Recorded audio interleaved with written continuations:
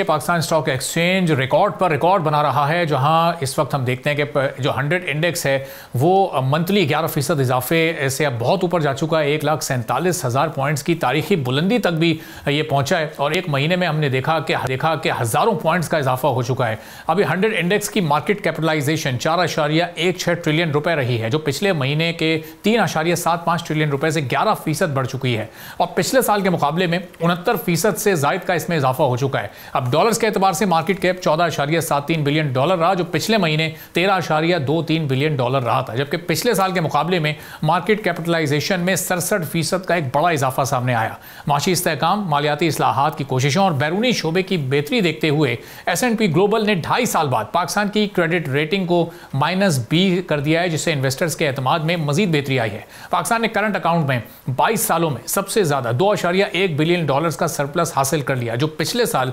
2.07 billion dollar खसारे में था। सिर्फ जून के महीने में ही करंट अकाउंट में 328 मिलियन डॉलर्स का सरप्लस रिकॉर्ड किया गया है और जून में कंज्यूमर प्राइस इंडेक्स 3.2% पर रहा, जो मई में 3.46% से कम था। अब जुलाई में CPI 3.2% पर रहने से सालाना एवरेज इन्फ्लेशन सिर्फ 4.49% तक रह गई है। मुल्क के रियल GDP में 2.68% इजाफे से एग्रीकल्चर और सर्विसेज सेक्टर में भी बेहतरी आई है। इंडस्ट्रीज ग्रोथ में मिला जुला रुझान रहा है। मई में लार्ज स्केल मैन्युफैक्चरिंग इंडेक्स में सालाना 2.3% और माहाना 7.9% का इजाफा हुआ है। ऑटो सेक्टर तरक्की की राह पर चल रहा है, जहां जून में ऑटो फाइनेंसिंग सालाना 20% बढ़कर 277 मिलियन डॉलर तक पहुंच चुकी है।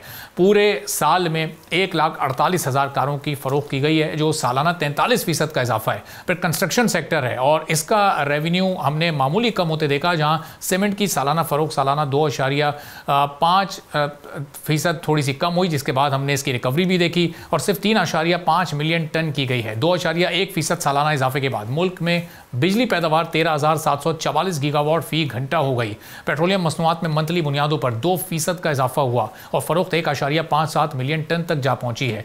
एक महीने में हमने इस इंडेक्स को, कमर्शियल बैंक्स का जो इंडेक्स है उसमें 6,521 पॉइंट्स इजाफा देखा। फर्टिलाइजर ने 2,379 पॉइंट्स ऊपर इसमें इन्वेस्टमेंट हमने देखी है। बैंक ने 964 पॉइंट्स और टेक्नोलॉजी और कम्युनिकेशन ने 884 पॉइंट्स का इजाफा किया है, जबकि ग्लास एंड सेरेमिक्स रिफाइनरी में 50 पॉइंट्स की हमने कमी भी होते देखी है। फॉरेन इन्वेस्टर्स की जानिब से फरोख्त का रुझान जारी रहा है, जिन्होंने 31.67 मिलियन डॉलर की इन्वेस्टमेंट स्टॉक मार्केट से निकाली भी है। गैर मुल्की कॉर्पोरेशंस ने 32 मिलियन डॉलर्स की सिक्योरिटीज फरोख्त कर दी हैं, जबकि ओवरसीज पाकिस्तानीज ने 2.27 मिलियन डॉलर्स की सिक्योरिटीज की जारी की है। अब आने वाले दिनों में ये इंडेक्स कहां तक जाएगा, इस साल के टारगेट्स क्या हैं और जो इस वक्त दुनिया के सर्कमस्टांसेस हैं उनको देखते हुए क्या फोरकास्ट की जा सकती है।